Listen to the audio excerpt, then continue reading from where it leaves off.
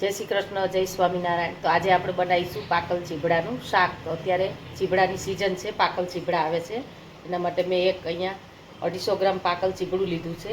તેલ છે, કોથમીર છે, લીમડો છે અને રૂટિંગ મસાલા છે। પેનમાં તેલ લઈશું, 2 ચમચી જેટલું તેલ લઈશું। તેલ ગરમ થઈ ગયું છે, આપણે એની અંદર રાઈ, જીરું અને મેથીનો વઘાર કરીશું। થોડી હિંગ લઈશું। તેલ ગરમ થઈ ગયું છે, આપણે લીમડો લઈશું, એની અંદર આપણે પાકલ ચીબડા લઈશું। તમારે સ્વાદ અનુસાર મીઠું લઈશું। આપણે થોડી હળદર છે, લાલ મરચું પાવડર લઈશું 1/2 ચમચી, ધાણા જીરું પાવડર છે 1/2 ચમચી અને 1/2 ચમચી ખાંડ લઈશું। મિક્સ કરી અને 5 મિનિટમાં જ થઈ જશે આપણું શાક તૈયાર।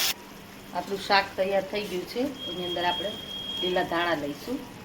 બહુ સરસ ટેસ્ટમાં બને છે, એકવાર ચોક્કસ ટ્રાય કરજો। તો આપણે શાકને હવે સર્વ કરીશું। તો તૈયાર છે આપણું પાકલ ચીબડાનું શાક। એને તમે રોટલી ભાખરી જોડે ખાઈ શકો છો।